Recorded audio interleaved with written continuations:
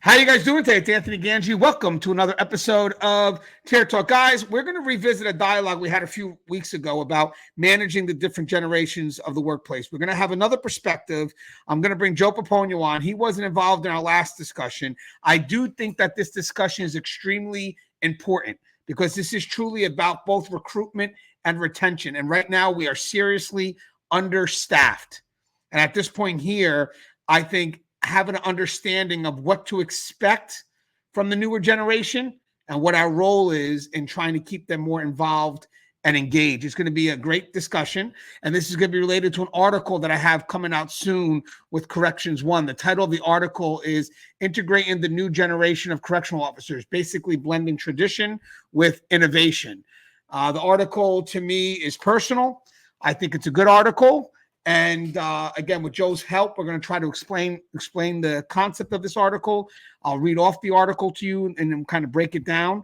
But guys, it definitely is a needed discussion because there's a big role that we have to play as the senior professionals, as the home team, if you will. Hey guys, if you get a chance, don't forget to pick up my books on the market. We have Inmate Manipulation Decoded. This book is now available on Amazon. It sells all over the country. I'm very happy with this book. It's on Amazon. Link to this is in the description. It just got plenty of information on the games that inmates play and also how to avoid them. And I also have two books published by Blue 360 Media. We have, this is tips for new correctional officers and their supervisors, and we have lessons learned while working in a prison. These books just have tons of insight when it comes to working in the correction profession, right, from leadership to the tactical. I also have two other books coming out soon with Blue 360 Media. One's going to be about dealing with inmate behavior, unruly inmates. Not so much the physical restraint type thing, just more of how do we label that behavior and what steps we need to take to try to de-escalate the behavior. But it's more about noticing, recognizing it, and using the tools we have in our advantage to hold the inmates accountable. And also the other book is actually going to be a leadership book, sort of like this one. It's got about 125 more tips, and it's basically just, strategies, passages, and it's always going to be supported by someone in the profession. I try to get other people's opinions or experience within what I write. All right, let me bring on Joe. What's up, Joe? What's up, brother? Hey, Joe, do you mind introducing yourself to our audience, please? Yes, sir. My name is Joe Pomponio. I'm a retired lieutenant with the Texas Department of Corrections of 29 years and currently working as a assistant jail administrator in our local sheriff's department in the jail division and a panel member here for Tier Talk. And we always love having you, Joe. Now real quick, Joe, I believe this is a good discussion to have. I love the title, Integrate the New Generation of Correctional Officers, Blending Tradition with Innovation. As we break down the article, I just want to ask you, from your opinion, is this definitely a dialogue that we should be having? And if so, because I know you do agree with the dialogue, if so, why is this dialogue so important right now, today? Yeah, I mean, it's absolutely necessary because of the fact that, a lot of the older generation are retiring. When you get into any profession, every 20 years or so, the old cycle of old hands come out, and then, you got a new cycle of new hands come in. And, the old hands have the experience and the knowledge, but the new hands have the uptick and the upkeep and the tips and tricks of the the new technology and new ways of repurposing the same thing just in a new fashion. So it's absolutely necessary to have the dialogue. And that's kind of where the title comes from. Basically, blending tradition with innovation. For me, it's always about, yes, inviting the new people in, but also instilling them the core values of what we're about. I believe innovation actually has a Latin root, innovat, which means to alter or to renew. It doesn't mean to create something new. It just means to build on what's already there. So to be honest with you, you really don't have good innovation unless you have solid foundation and practices to begin with. Would you agree? Would you agree with that, Joe? Yeah, absolutely. I mean, your foundation has to be there. You have to be solid in your practices. You have to have that firm foundation of knowledge and practice, before you start, building onto it. I mean, it's just like anything else that you build with your hands or, from the ground up, you got to have a solid foundation to start with. All right, so the very beginning, it's titled, as I said, Integrating the New Generation of Correctional Officers, Blending Tradition with Innovation. So I'll read a little, stop, and then we'll discuss the thoughts that are in this article. All right, so the landscape of the corrections, and by the way, guys, the first time Joe heard this article. So like, as we always do, Joe is not, we don't come in prepared. We go in and lean on our experience to discuss the dialogue, pretty much throw it at us and we'll give it a shot. All right, so the landscape of the corrections profession is evolving, and with it comes a new generation of correctional officers entering our prisons and jails. Understanding and effectively integrating this younger workforce is crucial for maintaining a cohesive and efficient environment. All right, so here are some of the key aspects to consider. So the first aspect I thought of, and by the way, this is never going to be all-inclusive, but with that said, the first thing I thought of was embrace diverse perspectives, blending the old with the new. I thought that was very important because if I want the older senior staff to buy in to what we got to do with the newer staff, that means that the older staff has got to make the newer staff feel included so the newer staff want to learn. Then the big thing here is that I want to make sure that the newer people understand the value that the older staff have. That's why it's very important when I say blend the old with the new or tradition with innovation. Because again, for the newer people, you can't innovate without understanding the foundation of what we've already built. So again, you already see that there is a working partnership in play. So real quick, the new generation of correctional officers brings diverse perspectives and fresh ideas. However, it is equally important to blend these new perspectives with the core values and traditions that have long been the foundation of the corrections profession. So I'm going to go over some of these values, Joe, and then we'll kind of break some of them down. Core values such as discipline and order, integrity and ethical conduct, respect and professionalism, experience-based judgment, and a commitment to safety are vital. These values have been the bedrock of the corrections profession, ensuring stability and trust within the institution. Newer officers bring technological savvy, innovative problem-solving approaches, and a strong emphasis on mental health and wellness. By fostering an environment where both groups can learn from each other, corrections facilities can benefit from a holistic approach that honors tradition while embracing innovation.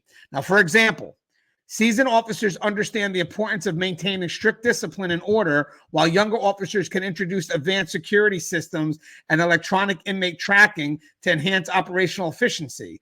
Similarly, the integrity and ethical conduct modeled by veteran staff can be complemented by the new generation's emphasis on transparency and regular feedback, fostering a culture of open communication and continuous improvement. What's your thoughts on that? There's a lot there, Joe, but what's your thoughts on that? The blending of the old and the new. What are we actually blending, and how does this benefit both sides? Well, I mean, we're blending old hand traditional values with new wave technology and new wave foundings. It's just like anybody who gets any kind of experience or any kind of guidance from the elderly, like talking to your grandparents, or they give you the old world traditional values of be a good man, work hard, always give your all. And then, when you start to blend that with the new traditions that are coming in as far as employment now, these kids are coming in, they're coming in with technology on the mind. They found, I want to say they found easier ways of doing the same job, but, there's going to be things. And even for me, coming from a penitentiary where, I was employed and raised with old prison values, walking up and down the runs, taking account, walking up and down the runs, looking in the cells for security checks. And, now I'm working for a county jail where we walk around with tablets and we're bumping little bits on doors, as we're looking. There's a lot of things that you can lean on from old world traditions and older experience that will give you good guidance. But we're at that turning point now, employment wise, where, we have to rely on employees that come in with technology experience. They have found ways to make the job more fluent. They found the ways to make the job more expedient. They found a way, to make the jobs easier that, we did back in the day that took us longer to do. And, we're at that, like I said, we're at that point now where we have to have that perfect balance where old hands meet new hands, and they kind of blend together and kind of trade ideas and tips and tricks to make the things easier without, disturbing the fact that, the old hands are set in their ways, the new hands are set in their ways. But, if you can combine those two and find a happy medium, I think it'll make things a lot better. Well, Joe, I like what you're saying. Is actually the next section here talks about balancing technological savvy. And I want to mention something. We said easier, but we didn't say more convenient. I want people to understand the difference between that, or my perspective, what the difference of that is of course I want my job easier, but not at the point where it sacrifices things so it's more convenient. So again, I think it's great to have people come in with an idea of how important technology is and how it can aid the profession, and to partner that with obviously what we would expect as senior staff that we still feel needs to be accomplished. Like I may want something easier, but with that said, if it has to be based on that we're sacrificing certain core values, then no, I'm willing to continue the hard journey. I think that's a big thing with senior staff and newer staff. I think that sometimes the newer staff may figure, if it's easier, it's because I want it to be more convenient for me, and it doesn't work that way. Senior staff, of course, we want things easier, but not based on convenience, based on the fact that we want to be more effective. So I think there's a difference there.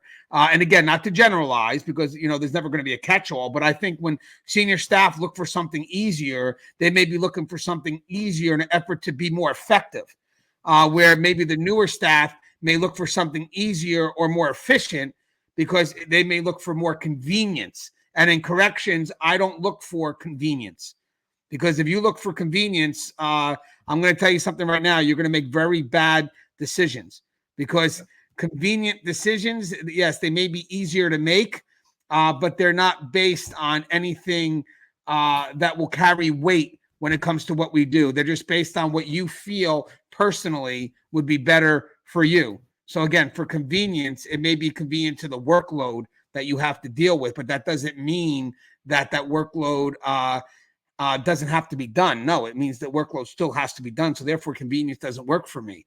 I mean, if you want to ease my workload, that's great, but that doesn't lessen the quality of the work that I have to put in to make sure that work is effective. So does that make sense, Joe, real quick? Yeah. I mean, it makes perfect sense. Yeah, because I kind of came up with that on the fly. The big thing about it is 20 years ago, our effectiveness was our effectiveness, because it's something that we mastered. It's something we got used to. So we carried on with that. Effectiveness nowadays has to do with computers, with spitting out more reports than we've ever had in our careers. A report, I mean, hell, most of us came up in the typewriter age, where we're banging out keys if we were lucky to find a typewriter that actually worked. Half the time we were handwriting reports, and my handwriting sucks. And so, our effectiveness became what we got used to. And for us, it was effective because we found a way to utilize our time management to make that effective. Now effectiveness is all about technology. It shouldn't be about convenience. Effectiveness should be exactly about that effectiveness without trying to make things convenient. I wish I had a picture of it. We used to have signs over every Sally Port door in our facility that said security is not a convenience, and that still holds true today. Yeah, it's crazy how because it's right here. Like you said, easy means not difficult, where convenient means not much effort is needed to do something. So again, if you're looking for convenient measures, that means you're looking personally to not put the effort in. Where for me, if I'm looking for something that's easier, it's more of because maybe, okay, I got to get these things done. What's an easier way to do this so I can then keep moving forward to get other things done or whatever it is accomplished. But easier means just not difficult. Because don't forget, too, sometimes things can be totally complex. Like, hey, guys, I'm actually losing on my effectiveness right now because I'm not understanding this crazy memo-driven process. So with that said, we got to shorten this up and make it more concise so I could be more effective. So I'll give you my effort. I'll give you 100% of my effort, but not in a road that's difficult and complex that I can't understand. And again, with convenience, it's more of me saying, I just don't want to give all my effort. I've just, can we do something easier, or can we do something, more convenient so I don't have to give you 110%. So I got the part with balance and technological savvy. So I thought this was a good mix for the old and the new. I'd like to get your thoughts on this. So younger officers often have a higher proficiency with technology, especially nowadays. I mean, they came in with smartphones. Even the millennials, they kind of came into cell phones. Now we have smartphones. They are adept at using digital tools and platforms which can be leveraged to enhance operational efficiency. For instance, implementing advanced security systems, electronic inmate tracking can be more effectively managed by tech-savvy staff. However, it's crucial to balance this technological proficiency with the practical hands-on experience of seasoned officers. Experienced officers can offer invaluable insight into nuances of inmate behavior and facility operations that technology alone cannot provide. By combining the technological skills of the younger generation with the experiential knowledge, so experience-based knowledge, let's just say it that way, by combining the technological skills of the younger generation with the experience knowledge of veteran staff, maybe I'll switch that around, correctional facilities can create a more effective and responsive operational environment. For example, seasoned officers can mentor younger staff on the practical implications of security protocols, while younger staff can train their more experienced colleagues on the latest technological tools and platforms, ensuring a seamless integration of new systems with established practices. Do you like that fine balance there, Joe?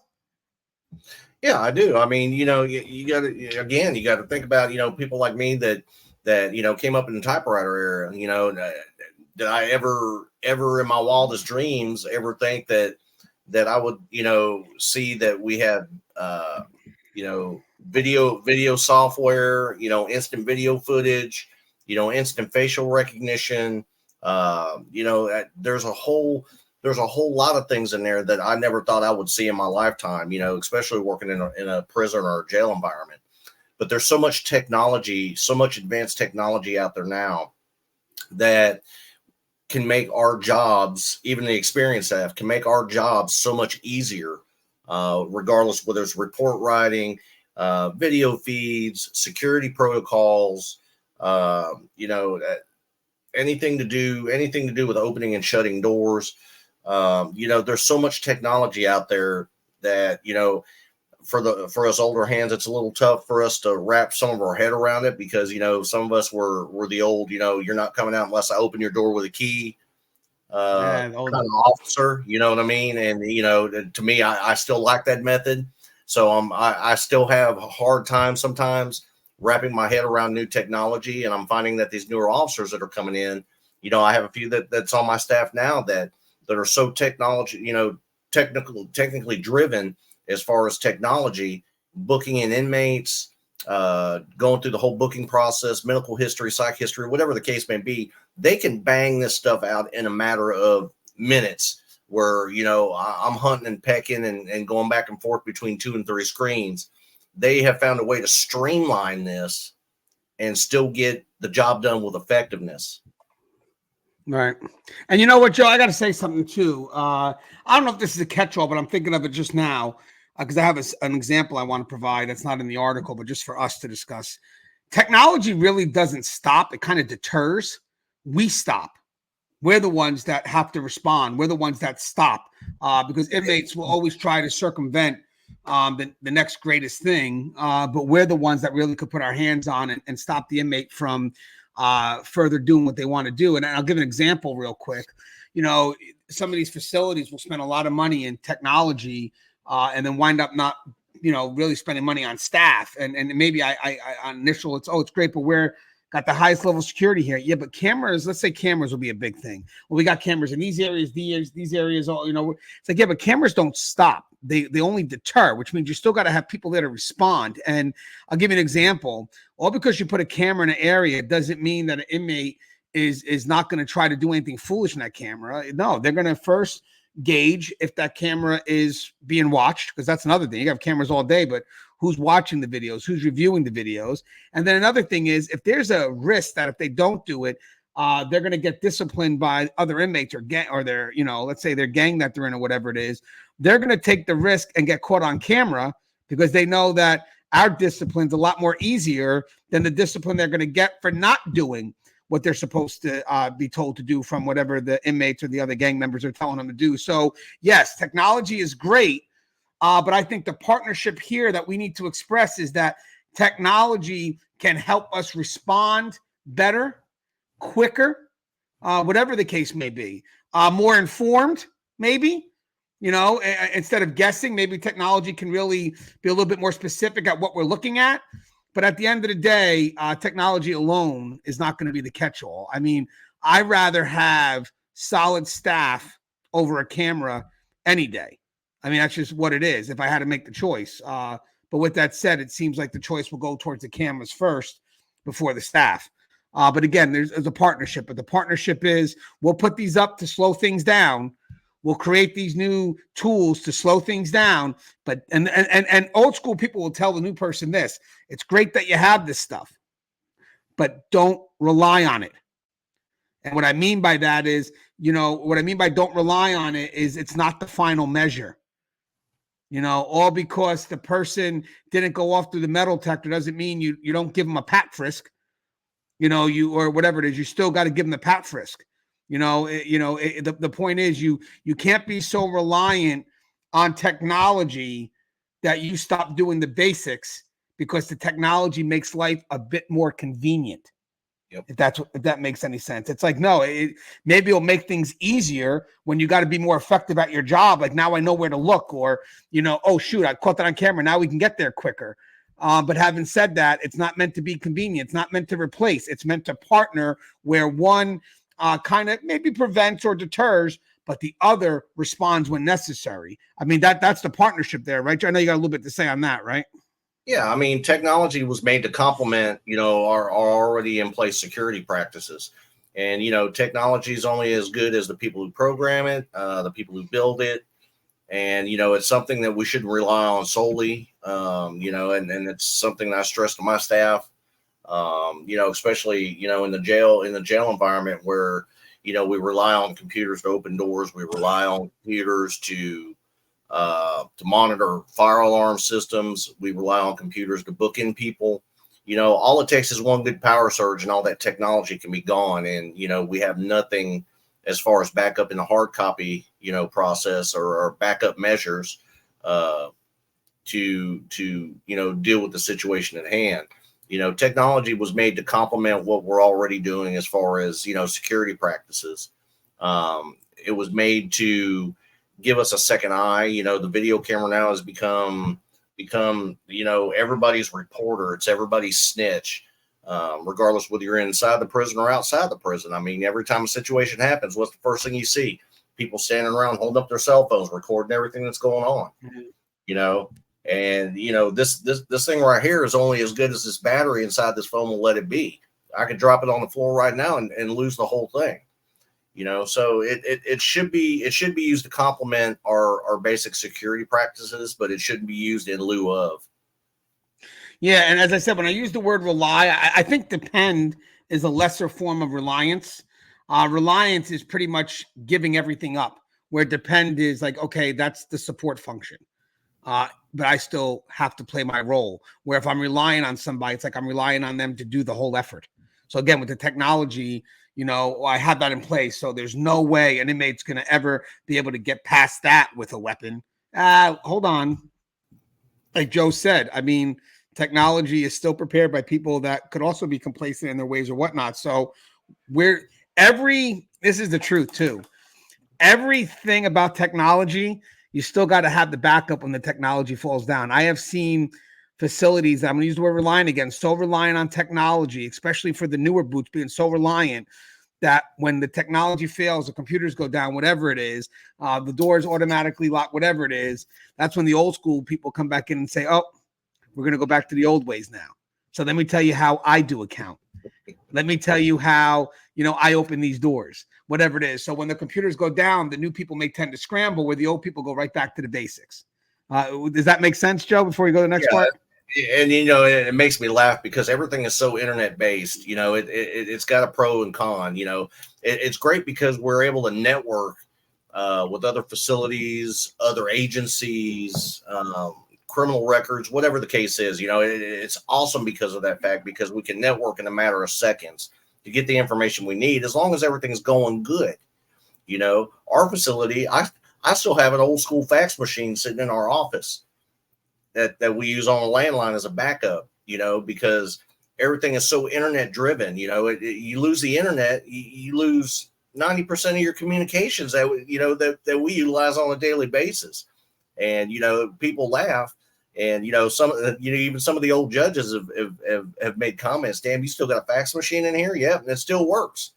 We shouldn't become so dependent on the technology that we forget how to perform our job functions, in the simplistic and old fashioned ways, because at some point, one point or another, whether you use electricity, whether you lose internet coverage, your computer blows up, whatever the case is, the job still has to get done.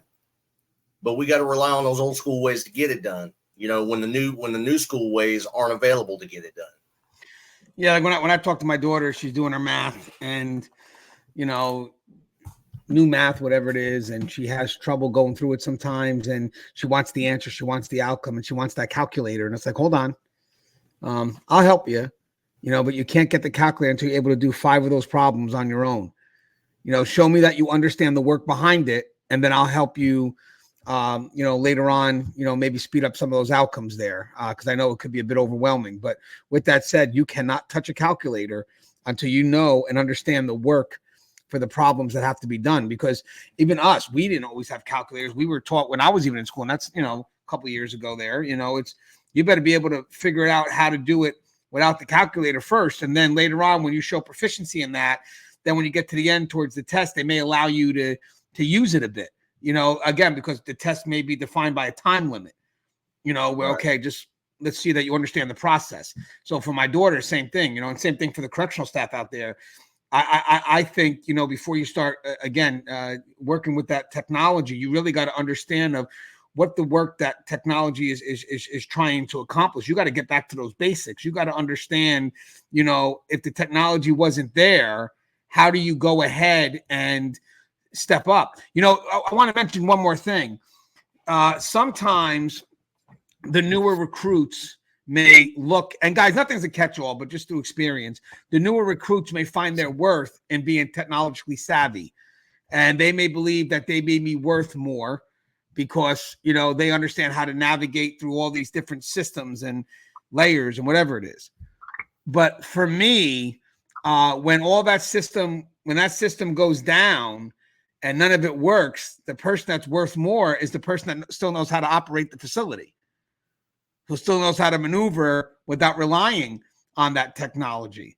And I think that's something that the new boots may not see as often because, most likely, technology does go down, but, most of the time the facility does operate with that technology. It works, but there's always that chance that it could go down. At that point here, I know that these people have proven themselves. That's why they get paid more, because the moment that technology goes down, they know how to do things by hand. I'm thinking maybe even classification officers who they get introduced to an electronic system that can help them do all the math to get the person their proper score. So they know how to put all the data in and work with the computer system. But if that system goes down, they also need to know how to do those scores manually. Yep. Because if the computer is down, we still got to keep moving. So I think for me, old school knows how to keep it moving when the technology is not working.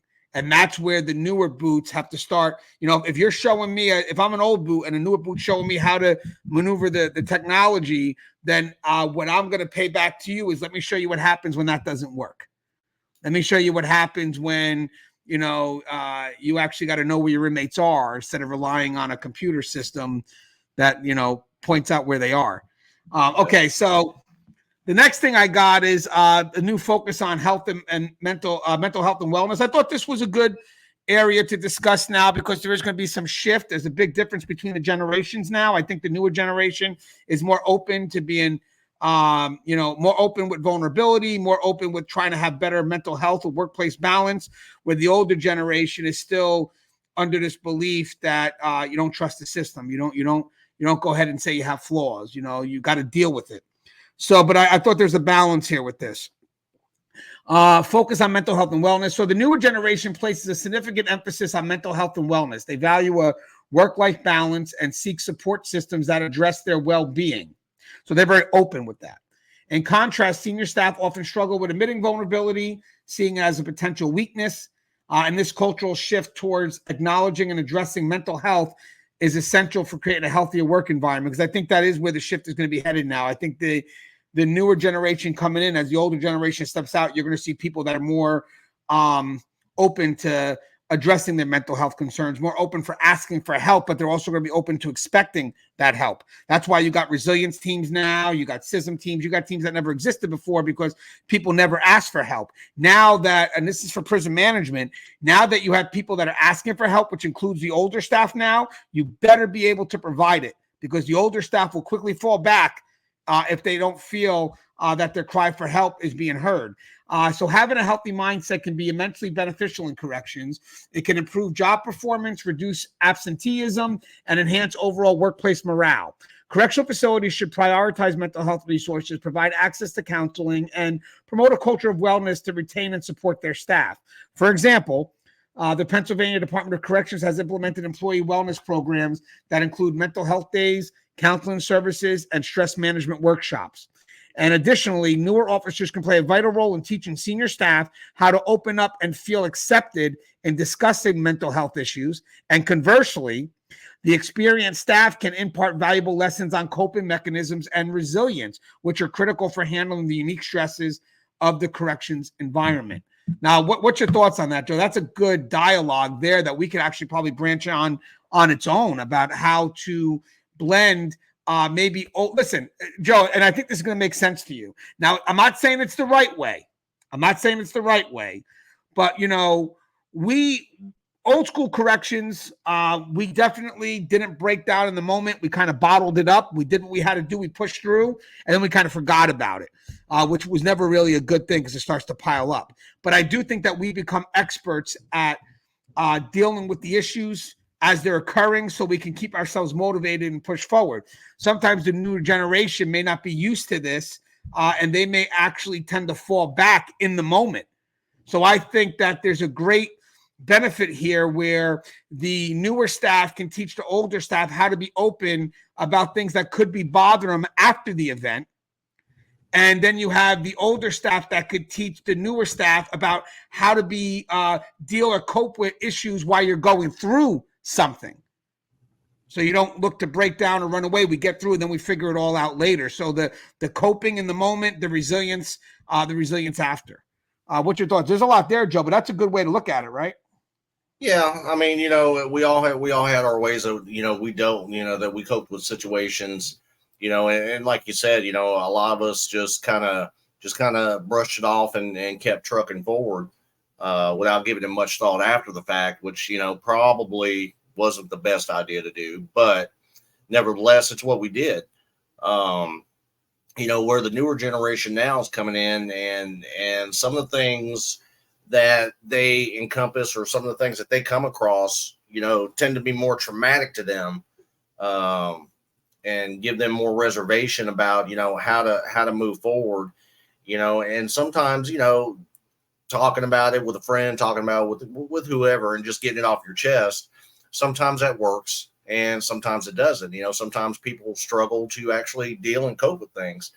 And, the older generation kind of, led with the example of, put one foot in front of the other and then you just keep moving forward. Where the newer generation, when something happens, both feet stand still and they're looking for external ways to cope with things without, I guess, putting themselves on Front Street, so to say. So being able to be in a penitentiary environment, there's going to be things that affect you. There's going to be things that don't affect you. Everybody has their limit, and everybody knows their pressure button as to how much they can take before they need to get it off their chest. And I think it's kind of a good thing that the old school and the new school can kind of meet in the middle and find a way, on both sides of the fence, a little bit of wisdom from each end on how to deal with it. It's very invaluable to have processes in place for your staff to cope with things that happen on the job and to cope with things that happen off the job. And we face it, you got to face it. We've had employees that have had some pretty traumatic shit happen to them in their personal lives, but yet they still come to work. They still put on that face. Having that old hand supervisor or somebody there that recognizes the signs and just ask them how they're doing or ask them you want to sit down and get something off your chest. That means it means the world. I mean, we shouldn't create an environment, and we shouldn't have an environment where anybody's forced to keep anything in. And like I said, number one, it upsets the balance of the mental health and the wellness, which leads to absenteeism, leads to physical sickness, it leads to all kinds of things. So having a good workplace flow, regarding mental health and wellness, it's a no-brainer. It's something that we have to have. Joe, as I was mentioning, these articles, these lessons, we could develop always into a PowerPoint and just basically people want the teachings, just let us know, because we can almost cross into anything by now with all the topics we discussed. So this part here is probably one of the most important parts of our discussion. It's kind of right smack dab in the middle. And this is basically desire for professional development, and it's basically connecting recruitment to retention. This is very important to me. I was talking to Russ with this last time. Even though they may be two separate parts, it's still one system to me. Recruitment rolls into retention. So basically, it's a partnered effort. It's not an isolated effort. That means when the individuals make it past recruitment and they're making the rookies and they're at the facility, it's no longer a recruitment concern. It's a retention concern because we're passing the ball off. The same concerns that recruitment has and bringing people in are the same concerns that you have at maintaining them. So we have to meet in the middle. So continuous learning and professional development are important to the younger workforce. They seek opportunities to advance their careers and develop new skills. Offering robust training programs, mentorship opportunities, and clear pathways for career progression can help attract and retain this new generation of officers. So I'm going to break down real quick recruitment responsibilities and then the facilities responsibilities, so we understand where the partnered effort has to blend. But before that goes in, I want people to notice something real quick.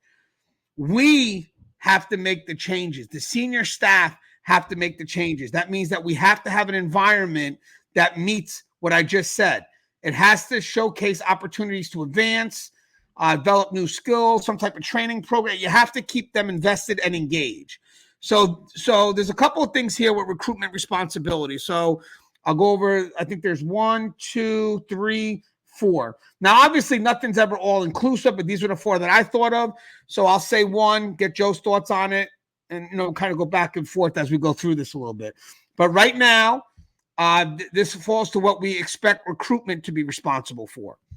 All right. So first, number 1, identifying suitable candidates. Recruitment must focus on identifying candidates who not only meet the basic qualifications, but also possess the qualities and values necessary for success in the corrections environment. This includes resilience, ethical integrity, interpersonal skills, and a commitment to maintaining safety and security. I want people to mention something. I want people to think of something here real quick. Recruitment is looking for things that connect to potential to grow in this profession. They're not looking for someone to come in and already be that defined correctional officer. So if I went in as recruitment and I'm looking for people that already define to a T every quality I need for a correctional officer, and what I mean by that, on the job specific knowledge, it's not going to happen. What they got to do is they got to find people that have the potential to grow into that position. That's the key. So that means that these are people that have qualities that work well with the correctional setting. You understand that? That means that when I'm looking for somebody, I'm looking at certain characteristics or whatever it is, just a hint of potential that I know can be a benefit once they get behind the wall. But mind you, it's still got to be cultivated, and we'll get to that. So I'm looking for people right now that have a hope, that have something that I can now create positive momentum in. And then when I pass that person off, hey, Joe, if you're at the facility, I'm not giving you perfection. I'm giving you maybe 25, 30% in the right direction. That's all you should expect from me, and we'll get to that. But from the facility, you should expect me to give you somebody that's facing in the right direction, and then you take the ball from there. But I thought some of the things that I'm looking for, again, I think that when they get to the facility, and we'll get to that, I think the facility expects perfection. They expect recruitment in the academy to go ahead and provide somebody that's ready and 100% correctional officer. And then it's funny because those same people will tell that rookie, forget everything you learned in the academy. So it's funny how we go through this staffing issue and we want someone to blame, and the facility blames recruitment for not bringing them these best individuals. Yet when those individuals got there before, you would tell them, forget everything I learned in the academy. So you were willing to try to mold them then, but now when there's a concern and there's something to blame, we shift. And I'm just telling you how it is, just a perspective, whatever, but it's a perspective. But with that said, recruitment, their job is to find people that have potential. So they're not there yet, but they're going to start the momentum to get them there. The place that finishes it off is going to be the facility. So, Joe, some of the things I thought that we would expect to come into this profession, general qualities, I thought these are good ones: resilience, ethical integrity, interpersonal skills, and a commitment to maintaining safety and security. Is it all inclusive? No, but that's some good things to start off with, correct? And then maybe see what we could do here at recruitment before we bring them into the profession. Yeah, absolutely. I mean, quality over quantity any day of the week. I would hope, and most agencies do a pretty thorough background check. We're not just looking at criminal convictions. We're not just looking at, your upbringings or whatever the case may be. We want to know that you're going to be an individual that's going to be at work, an individual that, has integrity in your personal life as well as your professional life. We're looking for people that, are going to be, a positive influence, not only to your co-staff, but, also to the offender population.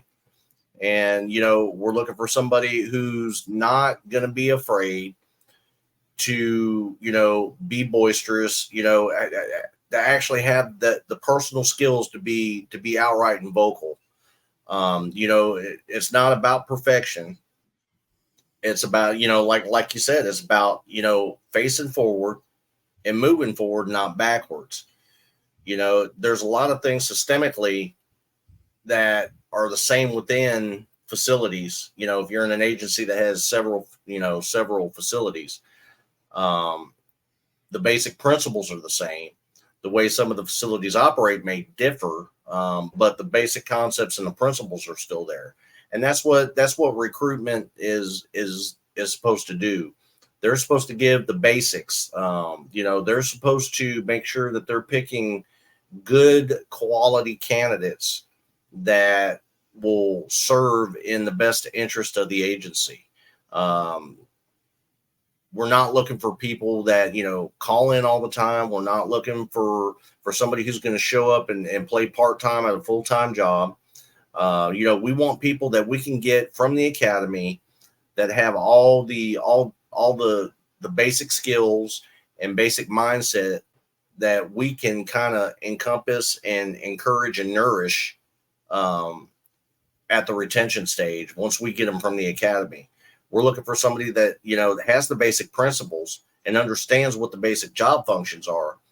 But, once we get them at the facility level, we're looking for people that we can build them up even further than what the academies have. So we're not looking for superstars, but we're looking for people who, are thirsty for knowledge, have a desire for the job, have a desire to better themselves at the job. There's a lot of basic things that we look for that, that we rely on recruitment to do for us, ahead of time. And we would hope that, recruitment has, fulfilled their obligations and picking good quality candidates. Now, is everybody going to be a superstar out of the gate? Absolutely not. Hell, I wasn't.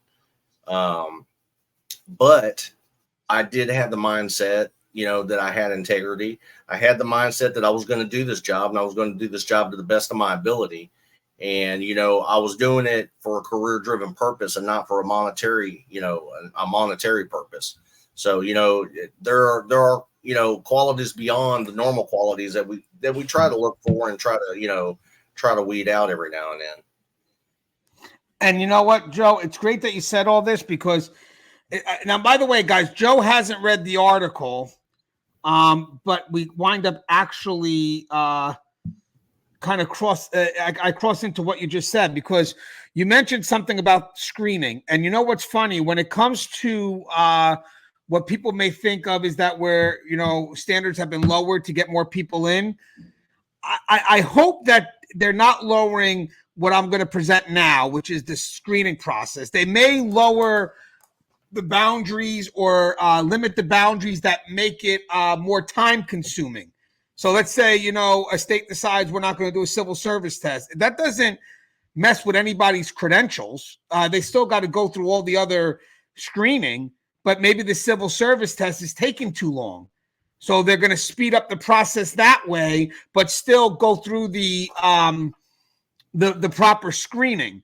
Okay, so this is some of the things that we talked about, what you're going to look for in a recruit. And I don't want to, I said these things, but I don't want to kind of leave people with any idea of how to look for it. So this is how, kind of in agreement with what Joe said, this is where you have that comprehensive screening. So these are the things that should be screened out at the very beginning before this person is even considered to enter the profession. So these are the things where you start to see if they have that potential. So as recruitment, and again, this is what the facility should expect recruitment to be doing. So when you get someone from recruitment, you should assume that these are the measures that have taken and that they met the criteria. So comprehensive screening. So implement and thorough background checks, like Joe said, psychological evaluations and physical fitness tests to ensure candidates are well prepared for the challenges of the job. But to determine if potential recruits have the qualities needed to meet the demands of the corrections profession, recruitment can implement a comprehensive evaluation process. This includes behavioral interviews, focus on how candidates have handled challenging situations in the past to gauge their problem-solving skills, adaptability, and ability to handle stress. For example, a candidate might be asked to describe a time when they had to de-escalate a conflict in a previous job. Psychological assessment can be utilized to determine candidates' emotional stability, resilience, and suitability for high-stress environments. Physical fitness tests should be conducted to ensure candidates meet the physical demands of the job through rigorous tests that stimulate the activities required in corrections. Scenario-based assessments where candidates respond to realistic scenarios they might encounter on the job can be implemented to assess their decision-making, ethical judgment, and ability to handle unexpected situations. Thorough background checks, including criminal records and employment history, are essential to evaluate candidates' history and identifying any red flags indicating unsuitability for the profession. Reference checks with previous employees, colleagues, or educators provide insight into the candidate's work ethic, reliability, and interpersonal skills. Training simulations on role-playing exercises can be used to observe how candidates interact with inmates, follow protocols, and manage stressful situations in a contraband environment. And additionally, assessment centers where candidates undergo a series of tests and exercises over a day or two, including group exercises, written tests, and individual interviews, provide a holistic view of the candidate's capabilities. By combining these methods, recruitment can better identify candidates who possess the necessary qualities to succeed in the correction profession. So we're not just picking up somebody from the mall. We're getting them to us, and then we're going through this huge filter. That's a big filter, right, Joe? Yeah, it is a big filter. I mean, every job has its basic, background clearance procedures. With the penitentiary, we take it a step further because we want to know how these individuals are going to act given certain situations. We want to know that we can depend on these employees to act in certain situations. I remember having scenarios thrown at me left and right. When I first signed on and went through the initial orientation. I sitting at a desk with this retired lieutenant who was still working for the agency as a recruiter, legit making telephone calls to my supervisors that I had listed, wanting to know what kind of employee I was. Was I at work every day? Was I a call-in problem? They were pretty damn strict as far as what they allowed in recruitment wise back then. And things have laxed over time, but we still look for certain qualities in our recruiting, candidates that we want to make sure that they're going to be safe for themselves, they're going to be safe for their coworkers, that they're not going to be afraid to make a decision or act given a certain situation, that they're going to be dedicated and loyal to their coworkers, and that they're going to be there when scheduled to be. Every job, like I said, every job has their basic, security practice, or not security practices, background protocols. Did they work there? Would you hire them again if they were to try to come back? I think, it's probably a good start, but I think we need to be a lot stricter on our background, clearances and, more forthcoming. Right. And one last thing for the recruitment responsibilities, they have a lot here, especially if you break down that comprehensive screening. I mentioned this before, creating positive momentum. So effective recruitment creates positive momentum by bringing in individuals who are enthusiastic, motivated, and well-suited for the role, laying a solid foundation for their future success. Now, that's the foundation for the future success, which means that we still have to pass them off now. So granted, think about this now. If I'm able to provide the facility with an individual that meets all that criteria, and then I hand them over to the facility, and this person leaves on day one, that's not a recruitment problem. That's a retention problem. That means something happened, because you know what's funny about this, Joe? I could screen and have somebody meet all this criteria. They got the greatest potential. And the moment I introduce them to the facility, they don't feel included. They feel like an outcast. And eventually the newer generation is like, screw this. I'm out, because I don't feel like I'm part of this family environment, because on top of that, you are selling a family environment. So let's talk about the facility responsibility. So we're passing the person off. Okay, so basically, I'm giving you someone that has potential. I'm not giving you someone that's already there. I want people to understand that. Okay, I'm giving you somebody that has potential. So hopefully you're not expecting someone that's perfect.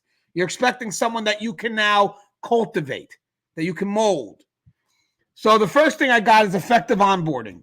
Once recruits are handed over from recruitment to the facility, a comprehensive onboarding process is essential.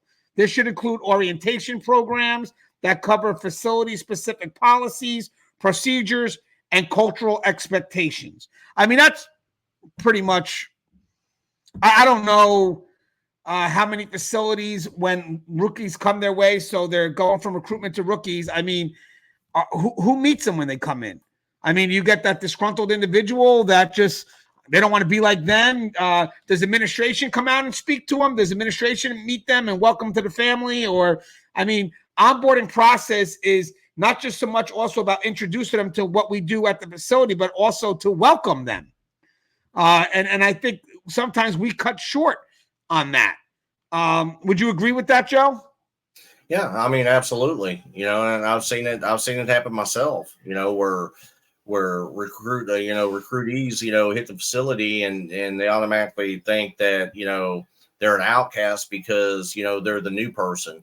And, I've seen staff welcome them, in with open arms and bring them into the fold. And I've seen old disgruntled people that, are like, you're just another body in the mix. I think that we need to quit being so informal and hiding behind checklists to make sure that employees are doing the required things to get through the FTO program. I think there needs to be more hands-on involvement by the administrations. I think there needs to be more, meet and greets and face-to-faces from the administration, whether it be a warden, a assistant warden, a major. I think, they should be able to sit down with these recruits during the FTO process at least once a week without the instructors being there or without the FTO officers being there, and get into the nitty-gritty to find out what they're actually learning. This way, the administration can kind of, either add on or improve to the situation or the program and make things better for, the rookie officers coming in from the academies. The first, and it's just like a general life decision, first impressions are everything. If you don't welcome them in, of course, they're not going to feel welcome. And, some of them are going to have that, well, shit, if they don't want me here, I'm not going to be here. We need to get away from that. We need to find ways of, being more, I'm not saying we need to be buddy with these people, but we need to be more personal with them. Know about them, find out about them, about their families, about their background, things that kind of keep them involved in the process because they think that, we actually are sincere in asking our questions. Right. And Joe, we're on the same page because one of the things I have here is mentorship and support. So again, for the article, we have pairing new recruits with seasoned officers who can provide guidance, support, and practical insight into the daily realities of the job. This mentorship helps new officers feel included and confident in their roles. I got some more things for the facility, guys. There's a lot here for them too. Ongoing training and development. Offering continuous training opportunities that align with the evolving needs of the facility and the professional growth aspirations of the new officers. This includes leadership development, crisis intervention, and advanced security techniques. I think this matters because sometimes these recruits, actually gets into the next part, but let me just read this next part too. So progressive goal setting, implementing a progressive program that sets clear goals and milestones related to the execution of basic duties. Some of these basic duties include, but are not limited to, maintaining security. So that's ensuring the safety and security of the facility, including conducting regular inmate count, searches, and surveillance. Then you have inmate supervision. So you're monitoring inmate activities, enforcing rules and regulations, and managing inmate behavior to maintain order and safety. You got report writing. So documenting incidents, activities, and observations accurately and promptly to maintain clear and detailed records. You got emergency response. So that's responding to emergencies and incidences such as fights, medical emergencies, and escapes with appropriate actions. Interpersonal communication. So you talk about communicating effectively with inmates, colleagues, and supervisors to convey information and instructions clearly and accurately. And then working with other departments, collaborating with medical, education, administrative departments, whatever, to ensure comprehensive care and support for inmates and to maintain smooth facility operations. So create an environment where newer officers feel supported and part of the team directly impacts their decision to stay and grow within the organization. When senior staff actively engage with newer employees, offering guidance, feedback, and opportunities for development, it fosters loyalty and reduces turnover rates, ultimately strengthening the workforce. Joe, you kind of hit it right on the spot there, where I want people to know something. When you're got a new boot coming in, your job is to cultivate them. Your job is to stay next to them as they're going through the assignments, the mundane, whatever it is. But your job is to teach them how those assignments connect to the bigger picture, how it connects to a greater purpose. And the only way you really do that is not just being next to them and teaching them, but also getting to know them. You know, why are you in this profession? What are you looking for? And then try to find a way that you can align what they're doing with that greater purpose. And guys, this is not superficial talk anymore. This is what they're coming in for. They got to see purpose behind what they're doing. So I think the milestones and the goals matter because they're progressing towards something. You know, they're not just doing work to do work. No, they're like an apprentice, you know. Hey, so what are we doing here? Okay, so that's great. And what does that help me towards? Well, that's going to help you hit this area or help you as a better report writer, whatever it is. You're progressing them towards something where they could feel happy that they achieved it. And I wish they did that when I was going in, because then I just wouldn't see work as mundane. I would see it as, okay, let me see where this goes, because obviously I'm progressing towards something, because these are definitely things ultimately that carry out throughout your profession. If I didn't have any of these things here, I wouldn't be able to manage a prison. These are things that are so basic but so needed. So if I wasn't taught this the right way, if I didn't progress towards this as this whole little thing as my goals, I would never be effective in management. Now, the funny thing is, I've learned these, however intentional my efforts. I don't know if I was always guided toward it. I just knew I chased after learning in this profession a lot. But for those that may require more support, because it's different nowadays, you know, they may need a little bit more of hand guiding. And guys, if you're hand guiding them coming in, then you should expect that when they come to the facility, you got to do the same, at least for a little while. But with that said, I was intentional with my growth. Some of them maybe be pushed a little more.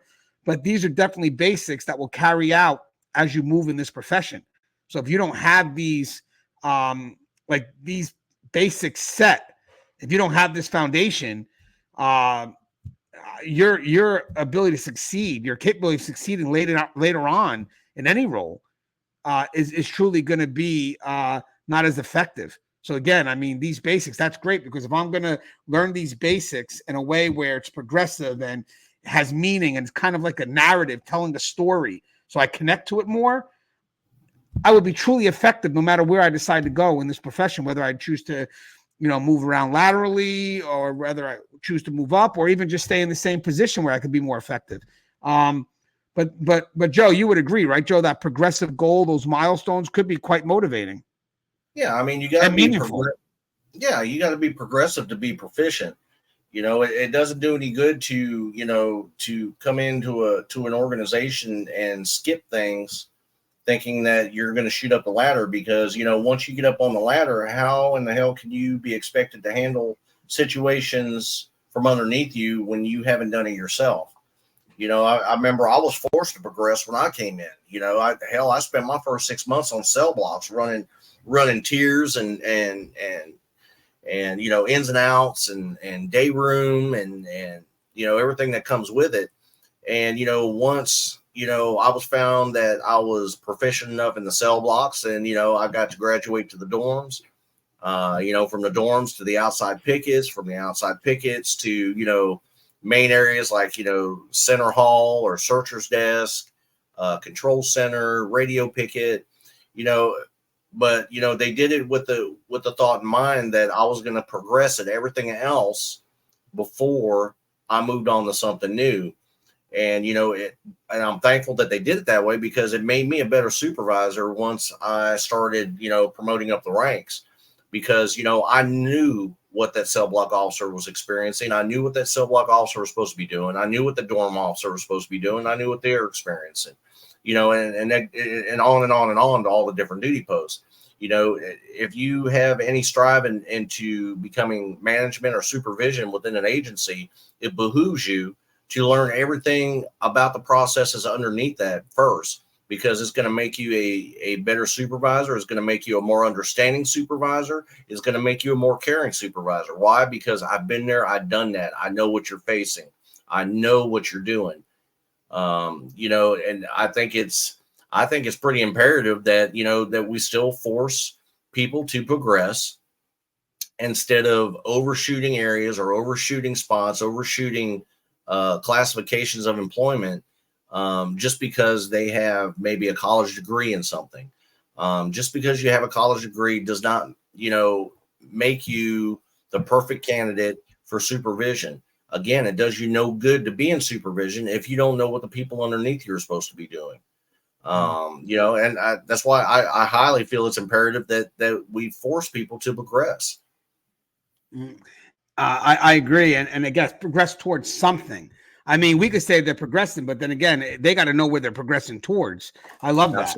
Absolutely. They got to have an end game, because then they could filter, the value of what they're doing through that end result, so it makes sense. This is important. Emphasis on communication and feedback. This is especially important now because the newer generation, they want feedback immediately. They want to know if they're doing good. They want to know if they're doing bad. Where we're used to kind of not wanting to give feedback, sadly. Sometimes we just don't want the conflict, or, you don't want to praise somebody too much at the beginning of the profession, because then they think they're kind of the know-it-all. So you got to be careful that when you do feedback, they accept it in a humble manner. It's not just there to build their ego. It's build confidence, but it's not truly there to build their ego to a point where they feel that they've made it before they've actually made it. So open communication and regular feedback are highly valued by the new generation of officers. They appreciate being kept in the loop and receiving constructive criticism. Establishing transparent communication channels and providing regular feedback can enhance job satisfaction and performance. Promoting transparency and building trust are key components of effective communication. As Patrick Lencioni, a renowned author and leadership expert, stated, trust is knowing that when a team member does push you, trust is knowing that when a team member does push you, they're doing it because they care about the team. Building trust allows for healthy conflict, and healthy conflict fosters accountability and results. And I found something at Rikers Island. I don't know if they're still doing it, but I did read something recently about they have a weekly team meetings, and feedback sessions have been implemented to ensure that all staff members feel heard and valued.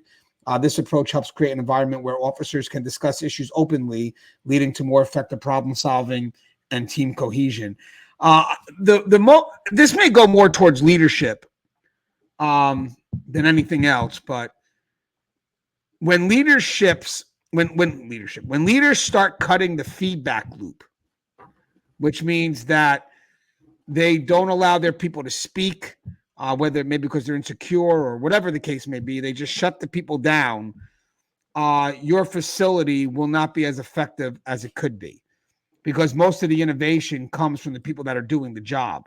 So the further you are removed from that job, you have to have your ears more open to what it is that they're facing, because they're dealing with it every day. So you may have been an expert there 20 years ago, but you're not there today. Like for me, I may be up in prison admin, but I haven't really ran a unit in over a decade. I've been managing prisons since 2015. So if I think I can go back there after 10 years, almost 10 years, and run it as effectively as they can, I'd be way mistaken. I'd be wrong, because there's so many differences in that 10 years that is going to make it truly challenging. So having said that, you got to allow as management, allow that feedback. And I think it's Colin Powell, and I'm going to kind of paraphrase it because I don't remember the exact quote, but he's when you're a leader and you're surrounded by people that have nothing to say, it's basically you got to check your leadership, because you're basically, your presence is just shutting them down. You can't do that. You got to allow them to speak, and then never cut that feedback loop. It will truly kill you as a leader. But Joe, what's your thoughts on the emphasis on communication and feedback, even from senior staff too? Working with the newer generation.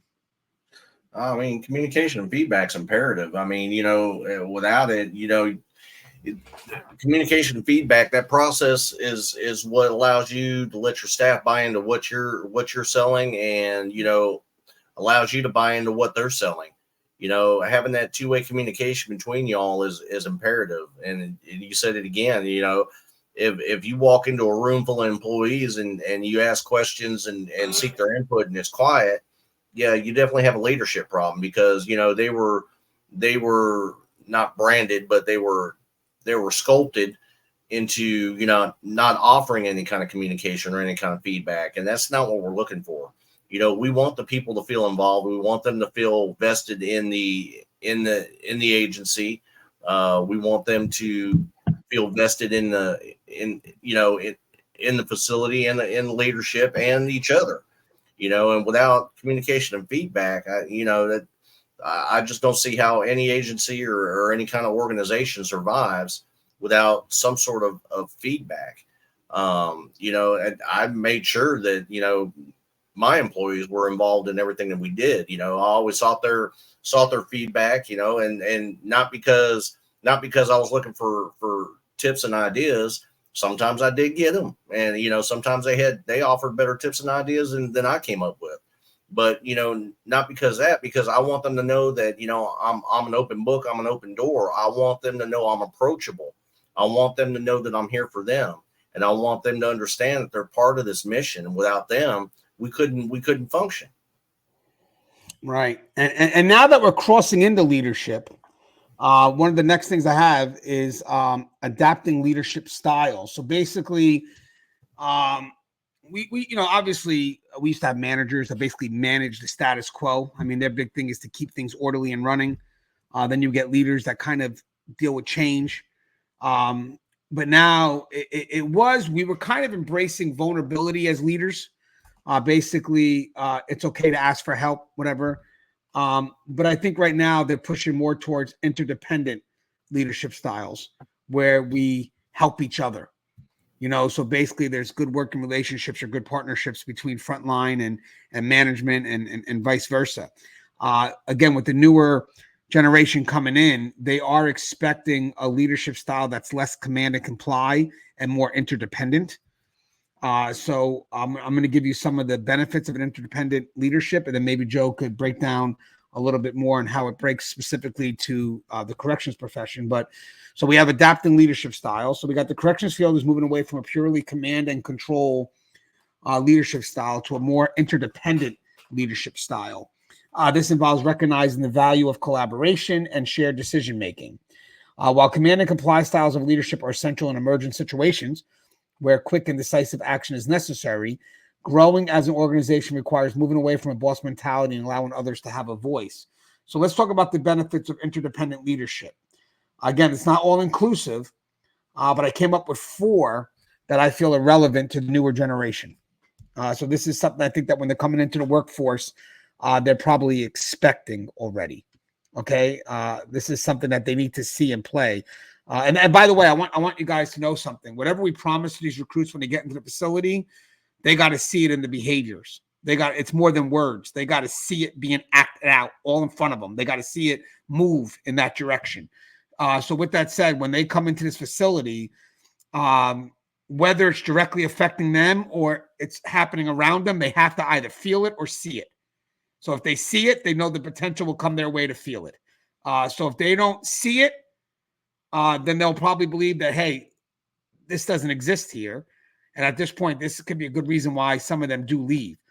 They're very passionate about this interdependent leadership style. So here's 4 things I thought are relevant and what they would expect in regards to this interdependent leadership style. So you got empowerment and engagement. So an interdependent leadership style empowers officers at all levels, making them feel valued and heard. And this engagement boosts morale and fosters a collaborative environment where everyone feels invested in the facility's success. And I truly believe, and Joe, I'll read these 4 and then you could break it down too, but I truly believe that these are workers that want to be engaged. They want to feel that their work has matter. They want to feel that the work has value, and they want to be able to connect to that bigger picture, what we call task significance. Then you got the skill development. So it's encouraging input from all staff members, helps develop a broader range of skills. So senior staff can share their experience and wisdom, while newer officers can introduce innovative ideas and technological advancements. And this is great because when you have a leader that admits they're vulnerable to some extent, and again, it's still being a vulnerable leader doesn't mean you're so helpless that it's like, I don't know what to do. It's more of asking for help, but still having a direction. I need help in these areas because this is what I need to accomplish. So it's basically, I'm not perfect at navigating. So if you want to help me, can you get me here? And then I could, go ahead and lead the team. But sometimes it is a matter of passing it off. And I think what's great about here is as a leader, if you're vulnerable and you allow for others to communicate, you could see where people's strengths are and when it would be best for you to pass that ball. So if I'm in the middle and I gotta, and I gotta go back to some old school prison management, I may go to my boy Joe, who's been on the floor for quite some time. He knows how to maneuver with these inmates that are more problematic. And right now we got to go back to some old school, professional old school. But if we're looking to make this facility safer, we want to bring more technology and whatever it is, I may want to lean on the newer people, and this is the direction I want. This is where I want to go. And I know that Jim is the best guy to help me get there. Then you got the team cohesion. I know newer generations definitely expect that. That's why it's important of welcoming them when they're coming in. They want to be part of a team. They want to feel connected. So you have an interdependent approach, promotes teamwork and mutual respect. So officers learn to rely on each other's strengths, leading to a more cohesive and supportive work environment. And then you got the enhanced problem solving. So you got diverse perspectives and collaborative efforts lead to more effective problem solving. So when officers at all levels contribute their insight, the facility can address issues more comprehensively and creatively. And then there's an example. The Oregon Department of Corrections has shifted towards a more team-oriented leadership approach, encouraging input from officers at all levels. This approach not only empowers newer officers, but also fosters a sense of ownership and responsibility among all staff members, leading to improved morale and operational efficiency. So there's a lot there, Joe. But what's your thought on this interdependent style? And is it something that you think the newer generation is expecting? Yeah, I mean they've had their expectations, before they even hit the facility. We promoted, in the recruiting, stage at, we have a family atmosphere, this, that, and the other, so their expectations were set when they got the facility. As far as leaders, we need to project what we want from our employees. If you want employees that give you feedback, if you want employees that are encouraged to come to work, that are, that show initiative in doing their jobs, we need to project that from ourselves to them. We need to make sure that they understand that we're going to be that kind of leadership that's going to encourage and empower, train, be in open communication for tips and ideas, to be that ear when they just need to get something off their chest. We need to project all this to our staff. We need to make them buy into us just as much as we need to buy into them. It's kind of a 50-50 deal. When they first hit a facility, our job is to make them buy into the process, and in the same breath, it's our job to buy into them, because they know just as much about us as we know about them. So, it's a 50-50 partnership on how,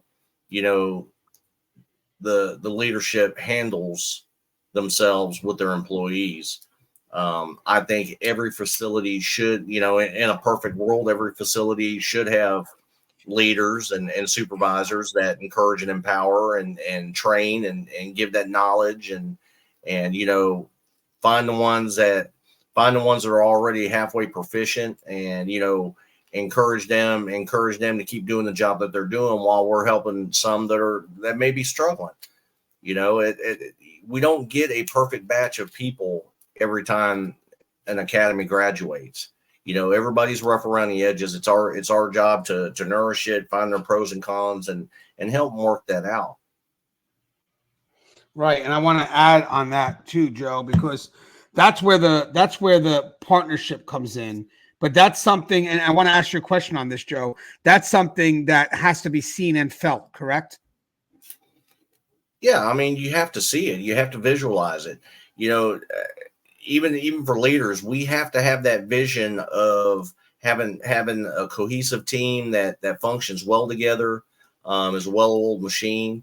And as an employee, we need to see from the leadership that that's what they want out of us and from us. And that's something that's practiced every day.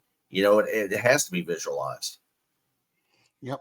And I want people to know that goes way beyond just talk. And I want you to know a lot of these promises that bring people in the profession, recruitment does utilize, because they believe that these promises can be carried out. That feeling, that family environment, that inclusion, the want for that environment for that person to learn. And then when they get the facility, it doesn't pan out. So I want people to know that recruitment and their effort is seeing this beautiful environment that welcomes people, and they're promoting it. They're promoting it more now than ever. So when that person gets to your facility, you better in return give them those behaviors that they need to see and feel.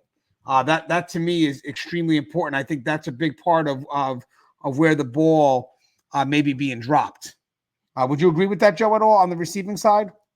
Yeah, absolutely. I mean, sad as it is to say, we're so short now that, we don't, we expect these guys to come in and hit the ground running without thinking about the fact that, these are raw employees. These aren't, people with 4, 5, 10 years in the system.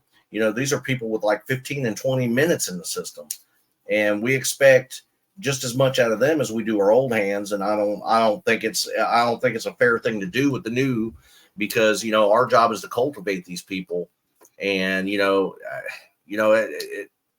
being able to cultivate these new employees is imperative, because, like I said, we take for granted that just because they go through an academy, we think they already know everything that they need to know and that they're ready to work on a facility, when in fact they're not. They're just given the basics. They still need to learn the processes, and every facility has its processes. So, we need to give more attention to the rookie officers coming in to make sure that we set them on the right path. And, at the same token, I expect my veteran officers to help me with that. I can't be everywhere at one time. Therefore, I expect my veteran officers to be able to sell that dream as well, and be able to help cultivate these officers and get them on the right path and the right track. Yeah, and I also noted in this article 3 initial boundaries and solutions. Again, nothing's ever all inclusive, but these are definitely initial boundaries that are going to be presented at the facility in which they enter. And by the way, remember, guys, inclusion and learning safety, again, from Dr. Timothy Clark, that's provided in this case here by the facility, not by the recruit. And then if you provide those two elements, then the recruit will then learn to contribute and then even be more innovative and challenge the status quo. But we have to step up and make the first person feel included and that they have a safe environment to learn. So there's 3 things here, Joe, that are initial boundaries. And I think they still exist. And I think even for people that may defend it, they have to remember one thing. How did these boundaries make them feel? Because we can tolerate more. The newer boots won't. So you may have dealt with it, but if you didn't enjoy it, you're forgetting that key component, and they're not going to stay long if they don't enjoy it. So one of the initial boundaries we talked about briefly is sink or swim. The sink or swim approach, where new recruits are thrown into the deep end to see if they can survive, is ineffective. It places new officers in a survival mode where their primary focus is on escaping the immediate challenges rather than learning and adapting. And this can lead to high stress, burnout, and turnover. And that's right on day one. Right on day one. Number 2, because I have 3 here, structured support. So senior staff should provide structured support and gradual exposure to responsibilities. This includes shadowing experienced officers, receiving continuous feedback, and having access to resources that help them learn and grow at a manageable pace. And then I got also safe learning environment, creating a safe learning environment where mistakes are seen as learning opportunities rather than failures. And this encourages new officers to ask questions, seek help, and develop their skills without fear of judgment. And by removing these initial boundaries and fostering a supportive and inclusive culture, senior staff can help new recruits build confidence and competence, leading to higher retention and job satisfaction. I mean, think about that, Joe. Confidence and competence, both partnered, but leading to a higher retention and job satisfaction. So if you don't provide these, then the opposite is going to be high stress, burnout, and turnover. A rookie going through that on day one, you expect these rookies to stay if that's what they're feeling? Right. Yeah, I mean, the sink or swim method, was somewhat functional 30 years ago. Not so much today. If they don't feel like they are confident enough in their own selves to do the job, because we just threw them into a impossible situation and expect them to come out as a winner, they're not going to stay. It's a whole new generation versus, what we dealt with 20, 30 years ago. The sink or swim method was one way of what I used to call trial by fire. Learn from your failures. And nowadays there is so much more going on within the prison system. Whether it be the mental health needs of an offender, or the younger and more violent offenders that we're getting in now, that the sink or swim method is not safe. It's practically not safe to utilize that method anymore, because you could get somebody hurt or killed that way. We need to make them feel not only included, but we need to make them feel confident in their abilities to be able to do their job. And we do that by training. We do that by cultivation. We do that by knowledge. We do, there's a whole multitude of ways we can do that. And it's our responsibility to do so. Just like any job that you go into, if you're there, within 2-3 days, if you don't feel confident in your abilities to do the job, you're not going to stay. You're going to look for something else. And, being a correctional officer is no different. Right. And I'm going to let you know, even with this, guys, this is truly, as just a reminder, this is truly on us. This is truly where we're losing people. We're losing people because these may be the practices that have become so embedded in us that we don't even realize we're doing it. So let this video kind of serve as a wake-up call to kind of check yourself. At the end of the day, I'm going to tell you something that most people find scary, but it's the truth. When the rookie comes in, I'm not saying competency-based trust, but you're going to have to be vulnerable and give them that level of trust. And the reason why I'm saying that level of trust is because that's going to allow for a connection between you and that rookie to exist. I think a lot of us have said, yeah, I can't trust a rookie on day one. Okay, but that's also been your excuse to kind of push him away or push her away. And that person at that point is just going to feel isolated and just not feel connected. So I think we have to welcome them in and kind of go by the mantra that distrust is earned and trust is automatic. And that's tough to say in corrections. But I think that's the way we have to go, because I think a lot of people have used distrust automatically as a way of basically not having to deal with the individual. So that individual's coming in being treated as if they're an inmate right off the bat, because obviously when you don't trust me, that kind of puts me on the same par as if I'm an inmate. So I have to live with this mantra that distrust has to be earned. You got to give the person the trust and be vulnerable to the fact that maybe you could get burned. I don't know. But having said that, I think when these people go through these filters and they finally make it your way, I think there's enough layers to say that, the safer choice for longevity and long-term is to give the person trust at first, because of all the layers. And if they get burned, or if they burn you, it happens. I don't know what to say. It happens. But I'd rather be open and build that trust right at the beginning so I can build that connection. Because here's the funny thing, too. If I do distrust is automatic and I'm pushing them away, I'm kind of fulfilling that prophecy, right? I mean, I'm not welcoming you. You're not connected to me. So you could give two shits about burning the family, because we were never a family.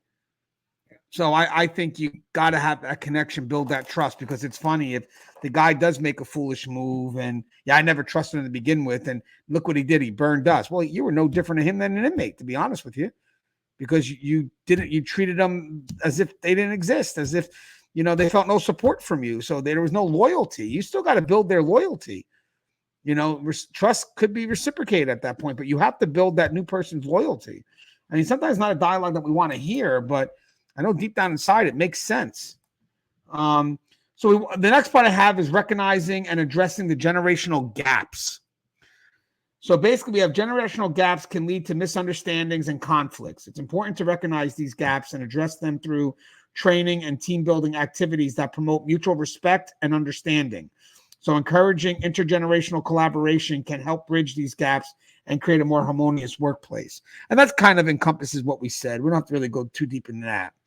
But I want to talk about the promoting the mutual understanding, Joe. This carries weight. So how do we promote that mutual understanding? So one is I still believe there should be generational workshops.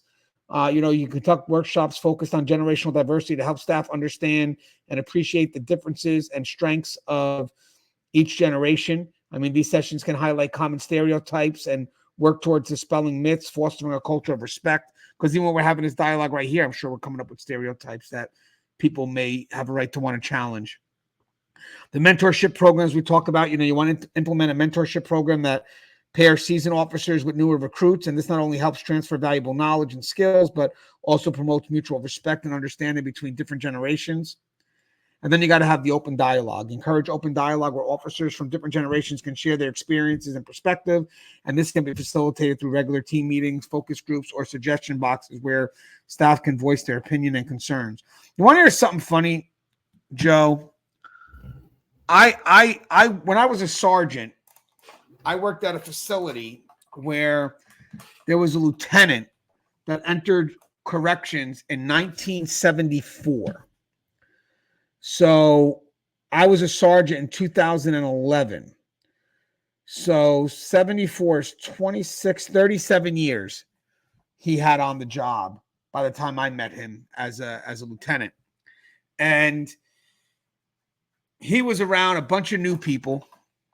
Wasn't really open to talking to a lot of us new people, but he was surrounded by us.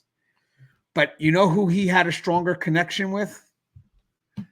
And it's not, I don't know, it's a different time back then, I guess, over a decade ago, but he never did anything wrong. So I'm not saying that.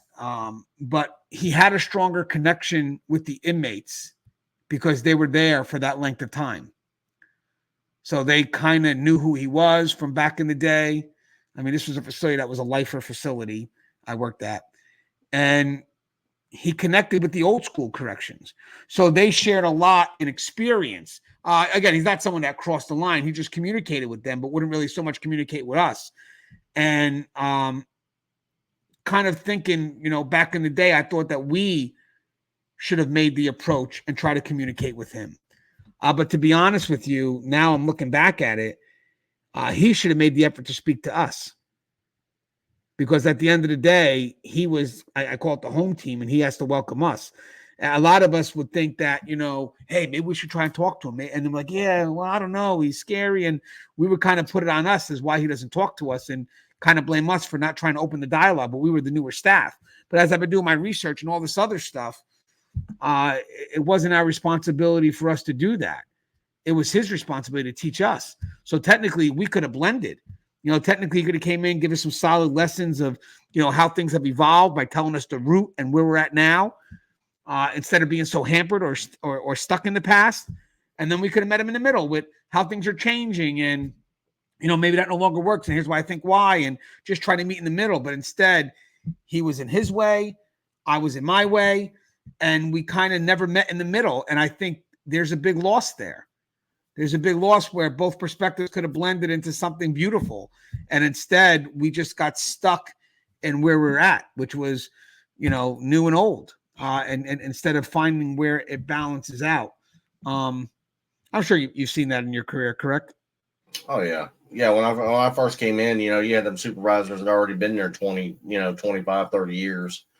And, they were pretty gruff in their demeanor. They were pretty steadfast in their values and set in their ways. And, they really didn't have much involvement with us rookie officers. That was pretty much left to the sergeants and the veteran officers on the shift. So, it was one of those things where you really didn't see a lieutenant until, unless something just broke totally bad.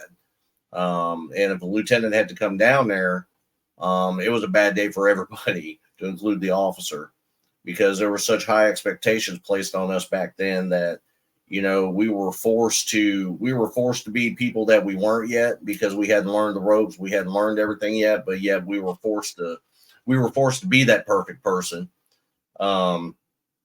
But yeah, I wholeheartely believe that,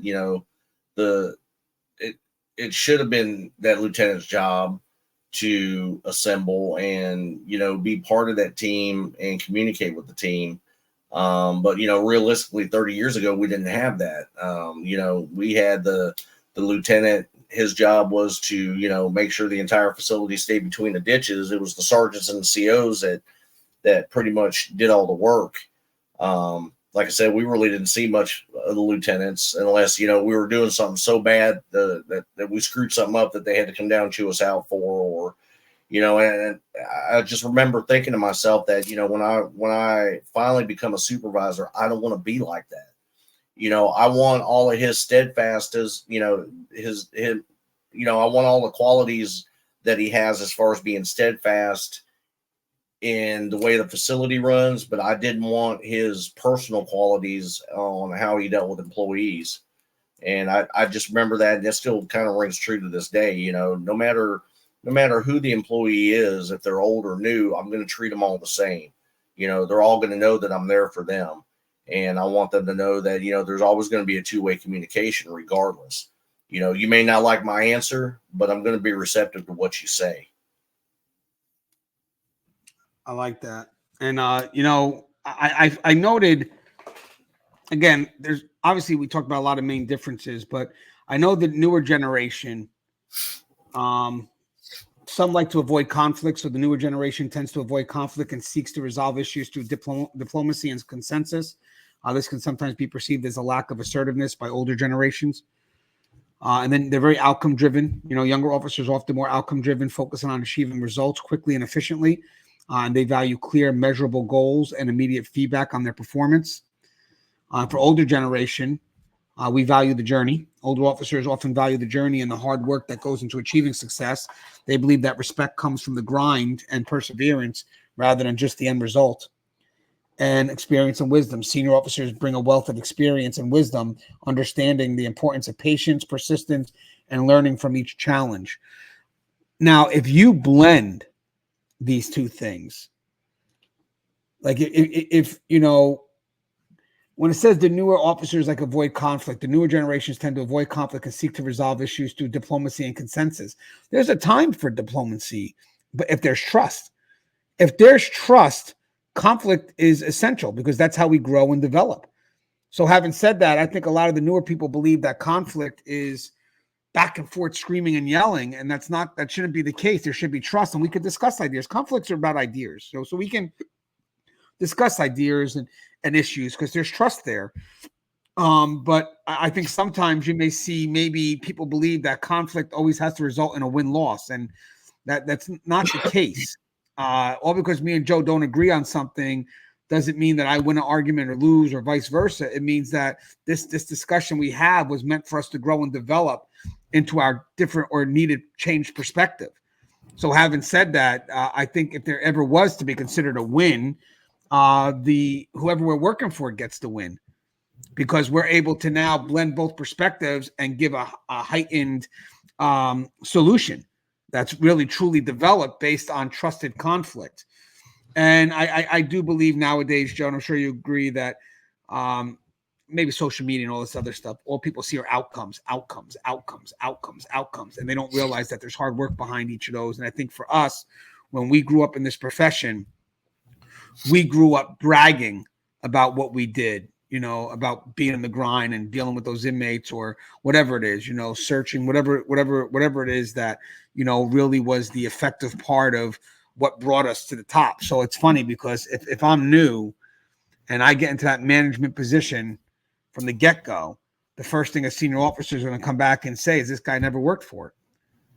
This guy never was in the grind. This guy never, led an extraction team. Very physical, very practical what they look at. But they're going to look at things that showcase no experience. But then this person with the suit really don't care because at the end of the day, he's wearing the suit.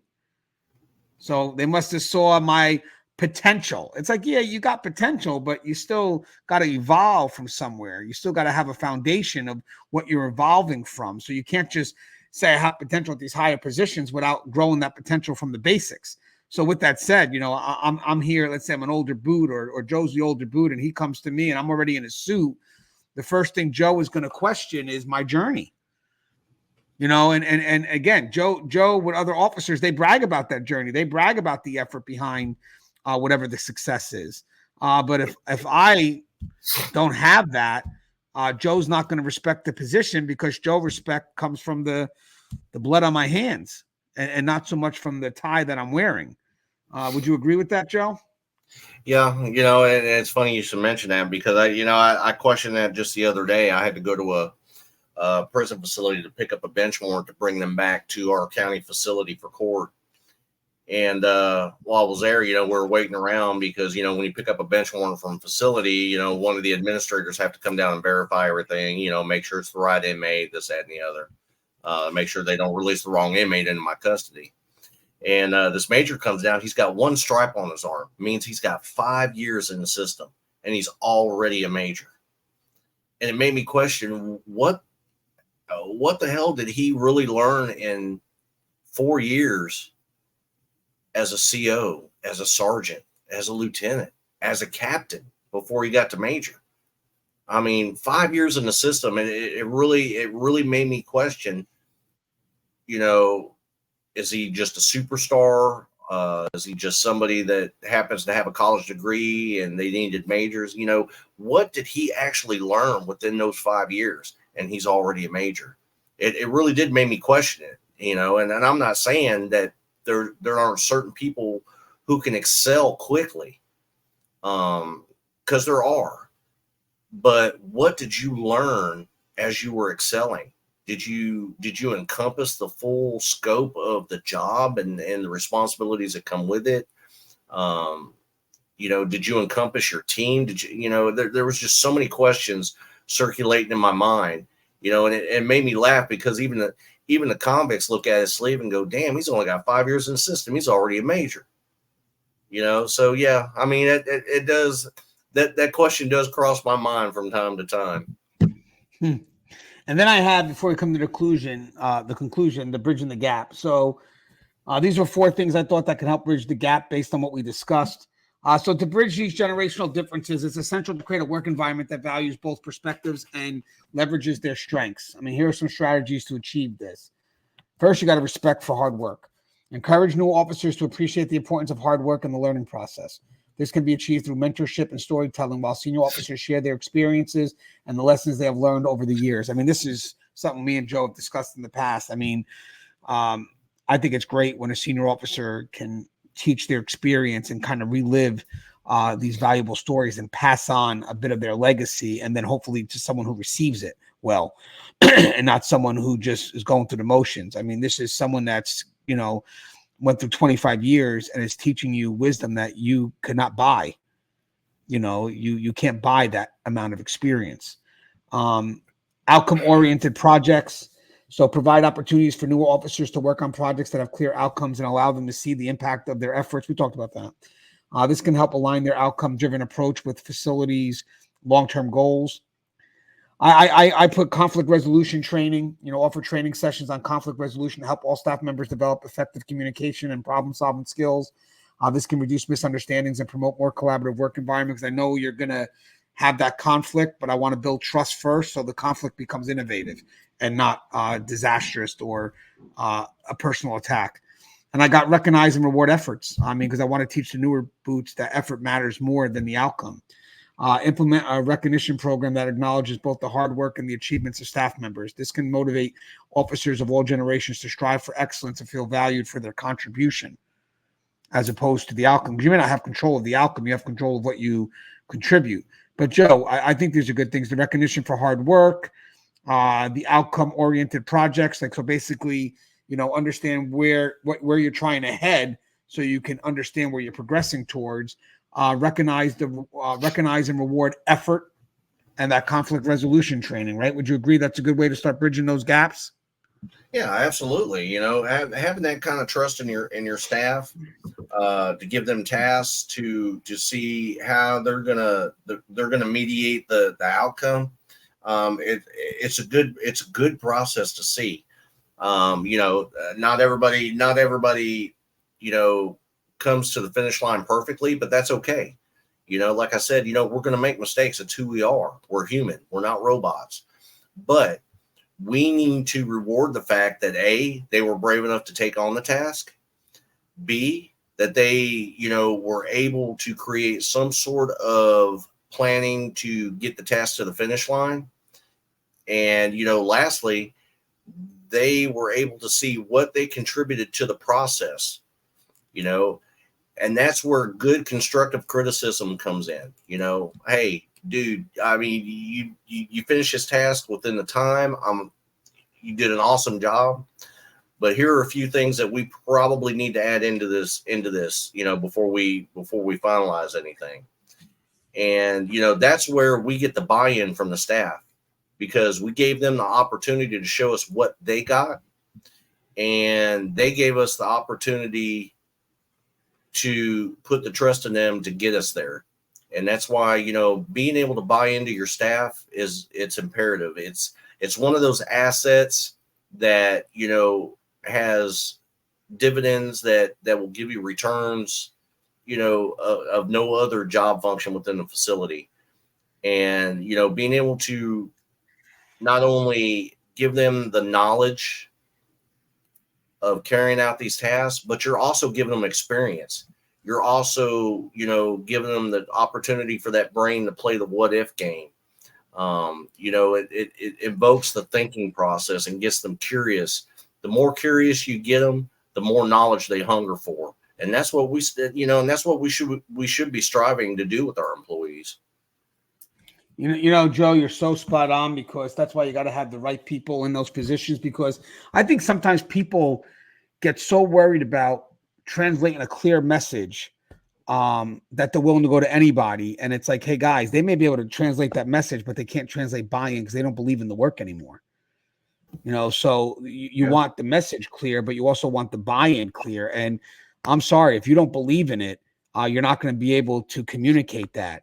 So I think that's another thing that with the new recruits is that you have to get people that can translate both effectively in regards to the details, what needs to be done, but more importantly, why it needs to be done, so we can get the investment and the buy-in.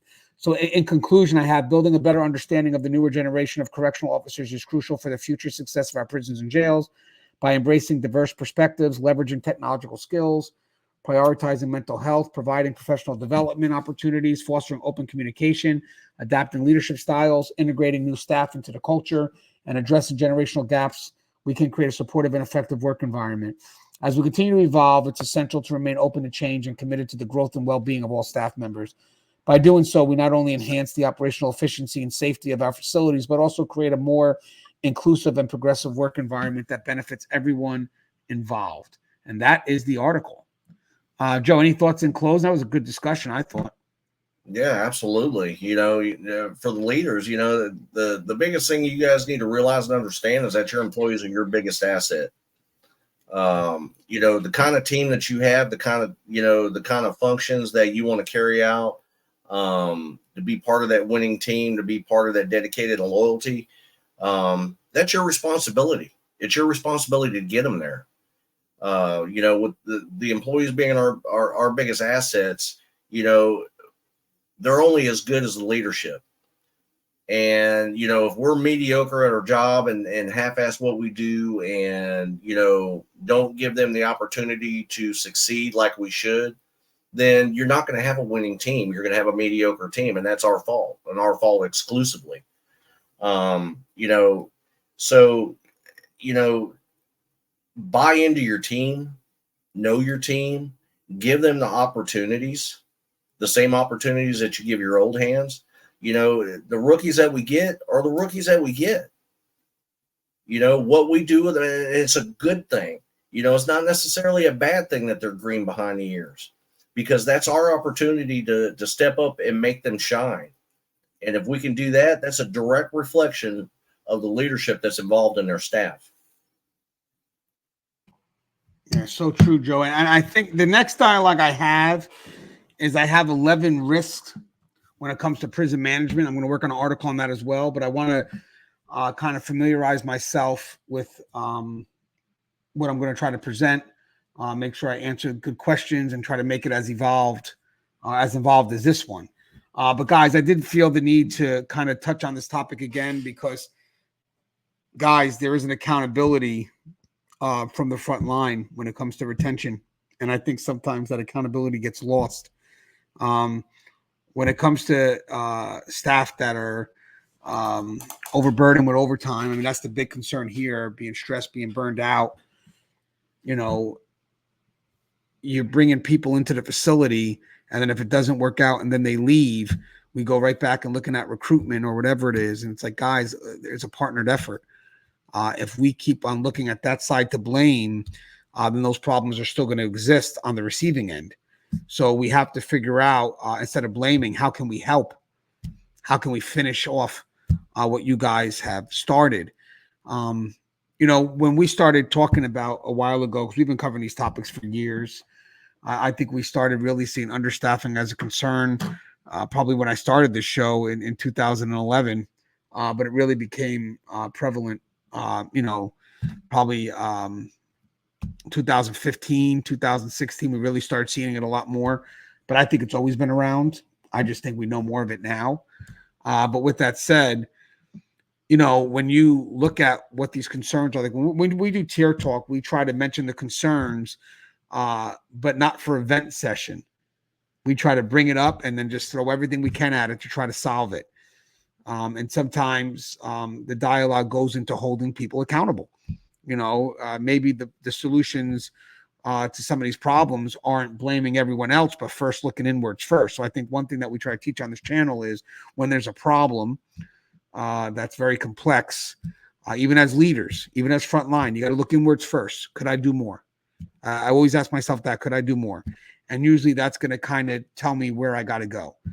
When it came to the understaffed concerns and management constantly being blamed, it's hard because the solution is not in management's hands, even though we're the ones to blame. We usually get blamed because we're immediate. We're the closest to the people that are affected. So sometimes we get blamed, but sometimes management has to get those posts covered. And when people call out, I get people have the right to call out, don't get me wrong, but management has to still cover those posts. So the facilities that really do balance, even though they're understaffed, but they're able to balance their staffing, is because they hold each other accountable. They don't wait for management, even though management may be the ultimate accountability. They don't wait for management to make that decision because they know management is also a little bit limited in how they have to make that decision. Remember, when management makes decisions, they got to make it on the highest level of liability. But the more decisions that you make at that frontline level that don't get to us is the better for you. But once a decision gets to us, we have to take a lot more into calculation, and it doesn't go. It goes way beyond just you as an individual. It goes on to how it ripples into other things, which you may not see at that immediate level, but we're paid to see, because we're paid to be aware of it. And once you're aware of it, you're aware of it. So with that said, I think parts of these dialogues are just to give people more information, and then they can decide what they're going to want to do with it. I mean, do you still want to watch 2 hours of this and then still blame everyone else? Or do you want to turn around and say, holy shit, maybe they're right. Maybe this dialogue that Gangi and Joe had was truly about shit. Maybe we're not doing enough on our end when we're taking the people into this facility, because we're frustrated, we're mad, we're burned out, and all reasons, to be very frustrated. We're getting hit like crazy. But then when that person comes in and you try to, give them all those concerns, they're not going to want to remain in the profession. They're going to be out. And remember, they're here to help you. So you got to welcome them and introduce them to the things that they may be facing. But again, they're here to balance that. So, if they're coming in the hope that they can help us tomorrow, but you're telling them that even if they're here, tomorrow's still going to be useless, what are we doing here? I do believe that our efforts will help us I have to believe it, or else I'm going to trap myself. I have to believe it. And I got to translate that when the people come in. But with that said, if they come in, they think they're going to help, and then you're going ahead and just telling them that, yeah, you come in and it's useless. No, that's the, one last thing, guys, when we're going through this, and let's say 20 people have come in from recruitment, and now they're coming in as rookies. That's 20 people more than you had. And it's like, yeah, but we're down 60. Yeah, but just get 20. It's a start. It's like we don't recognize the effort. We want the outcome right away, like we just discussed. Like, well, we're down 60 and they only sent us 15, but that's still 15 more than you had. So let's keep them here. So now we only need 45. But if you treat the 15 as if it's not even worth it because we didn't get 60, then we're going to wind up needing 80 and then 100 because those 15 are going to leave. So I think that if you connect to those 15, then it's not you needed 60. Now you need 45. You no longer need, and it's just that slow improvement. But it's hard because you're affected in it in the moment. I get it. But having said that, I will say one thing. It's another Lincoln quote. You know what? I'm not going to bastardize this quote because I don't want to. It's an important quote, but he said it during the Civil War. What we do today. Let me just see if I can. Give me a chance. Let me see if I can pull this one up because I don't want to bastardize this one. I think this really relates to our topic here in regards to the long term. Let me just do a quote if I could pull it up because I only know a little bit of the beginning. Let me see. This is something, but you cannot escape the responsibilities of tomorrow by evading it today. Sort of it, but that's not the one I wanted. What basically there's a quote that he says, "What we do today isn't." Oh, maybe hold on. Isn't always. I know a piece of it. Hold on. Isn't always. This matters. I hope this is right. Please give me enough that you can feed it. Let me see. I'm hoping this is enough to feed it. No, he got some. There's a quote that he has where basically I got to find it, but it's like what you do for today isn't always for today. And that's kind of what I want to get people at. Like, this is the effort of where we could be tomorrow. And I hope it was Lincoln that said it, but maybe I'm wrong on that. But I think it's him. I think I heard that quote in the Ken Burns series on the Civil War, and I'm pretty sure it was attributed to Abraham Lincoln. As always, guys, the show is Tear Talk. If you haven't, please subscribe, interact, engage, comment, hit that bell. Bell's going to notify every time I post a video. Stay safe.